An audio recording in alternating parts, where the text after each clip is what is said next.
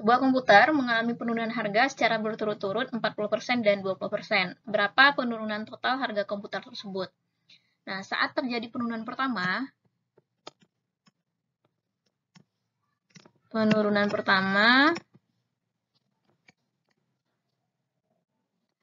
harga tinggal berapa? Karena pada penurunan pertama itu 40% turunnya, maka harganya sekarang tinggal 100% dari ini harga awal maksudnya ya, dikurang dengan 40%. Sama dengan 60%. Jadi saat terjadi penurunan pertama tersebut, harganya tinggal 60%. Nah, sekarang dari 60% tersebut terjadi lagi penurunan harga sebesar 20%. Jadi pada saat penurunan kedua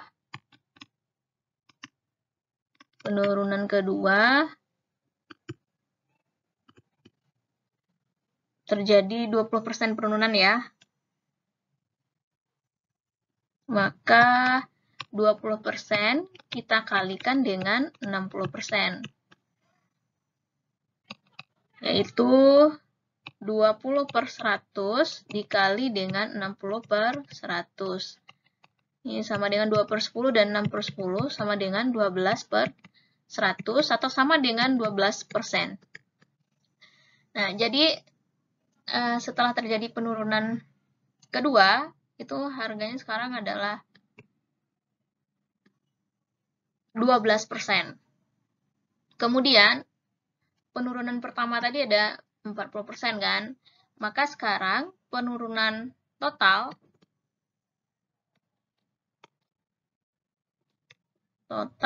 itu sama dengan 40%. Ini penurunan pertama tadi kan, ini ditambah dengan 12%. Ingat ya, bukan 60 tambah 12, tapi 40 ditambah 12. Kenapa 40? Karena besar persentase penurunannya tadi, yang pertama adalah 40%. Nah, ini yang 60 ini adalah besar harga setelah terjadi penurunan pertama. Yang 20% itu kita kalikan dengan besar harga setelah penurunan pertama. Sehingga kalau kita mencari penurunan total, maka penurunan persentase yang pertama ditambah dengan penurunan setelah yang kedua. Berarti penurunan totalnya adalah 52%. Mudah-mudahan bisa dipahami ya teman-teman. Kita lanjut ke soal yang kedua. Jika XY sama dengan 3 dan X kuadrat ditambah Y kuadrat sama dengan 16, maka pernyataan berikut yang benar adalah: jika kita perhatikan ke pilihan jawabannya, ini kita diarahkan dalam bentuk X dikurang Y dikuadratkan. Maka kita arahkan juga ke sana, supaya kita dapat bentuk X dikurang Y dikuadratkan nanti ya. Jadi X dikurang Y dikuadratkan, itu kan sama dengan X kuadrat dikurang 2XY ditambah dengan Y kuadrat. Nah, sekarang dari soal ini sudah diketahui bahwa X-nya sama dengan 3 dan X kuadrat ditambah Y kuadrat sama dengan 16. Nah, ini kita bisa dekatkan ini X kuadrat ditambah Y kuadrat dikurang 2XY. X kuadrat tambah Y kuadratnya tadi kan sama dengan 16. Kemudian 2 dikali dengan XY. XY-nya sama dengan 3. Maka sama dengan 10. Jadi X dikurang Y dikuadratkan sama dengan 10. Jadi jawabannya adalah yang E. Suatu perusahaan melakukan efisiensi sebanyak 20% dari karyawan tidak diperpanjang kontraknya. Dan untuk merangsang kegiatan kerja, gaji karyawan yang diperpanjang kontraknya dinaikkan sebesar 10%.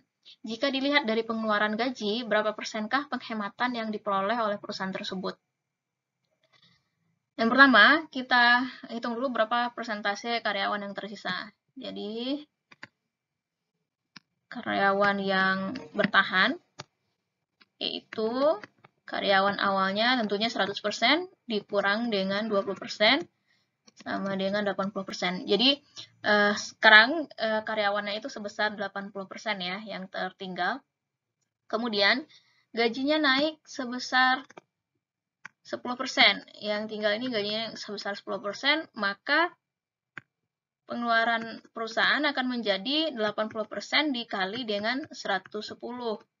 Kenapa 110? Karena sudah ditambah tadi dengan gaji yang naik 10% ini. Dari gaji awalnya kan 100%, kemudian ditambah 10 jadinya 110. Maka pengeluaran perusahaan untuk jumlah karyawan 80%, sebanyak 80% ini sama dengan 88%. Jadi, penghematan atau efisiensi yang dilakukan oleh perusahaan tersebut adalah sebesar 100% dikurangi dengan jumlah pengeluaran perusahaan tersebut sekarang. Jumlah pengeluarannya sekarang adalah sebesar 88%. Setelah dilakukan efisiensi ya. Sama dengan 12%. Nah, ini jawabannya. Yang A. Ini dalam persen semuanya ya, teman-teman. Seseorang meminjam uang di sebuah koperasi yang memberikan bunga 15% per tahun sebesar 15 juta rupiah.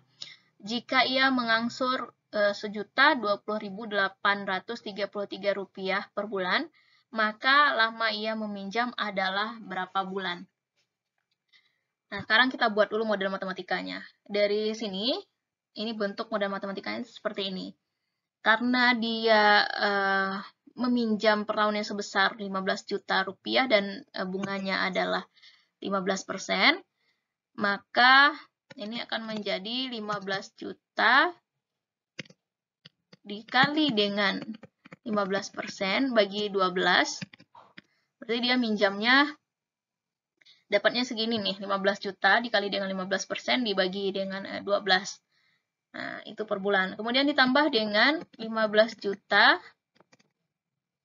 dibagi dengan X. Nah, X ini adalah jumlah bulan yang akan kita cari. Atau berapa bulan dia meminjam uang ke koperasi tersebut. Itu sama dengan 1.020.833 rupiah. Nah, kalau kita bagi, ini kan menjadi 187.500 ditambah dengan 15 juta dibagi dengan X sama dengan 10.020.833. Kemudian kalau disederhanakan menjadi 187.500 ditambah ini X ya, ditambah 15 juta, kemudian dikali sama dengan 1.020.833 dikali dengan X. Ini maksudnya tadi saya samarkan penyebutnya, sehingga penyebutnya bisa dikalikan ke ruas sebelah kanan. Sehingga diperoleh 187.500 X dikurang dengan 1.020.833 X sama dengan negatif 833.333 X sama dengan negatif 15 juta. Sehingga diperoleh X-nya adalah 18 bulan. Nah, ini dia. Yang E ya, teman-teman. Ini hasilnya sudah saya bulatkan sehingga jadi 18 juta. Silakan teman-teman coba cari kembali di rumah ya. Jumlah 5 bilangan yang membentuk suatu barisan aritmetika adalah 75. Jika hasil kali bilangan terkecil dan terbesarnya adalah 161, maka selisih bilangan terbesar dan terkecilnya adalah berapa? Nah, jika dia membentuk barisan aritmetika, maka bentuknya adalah seperti ini.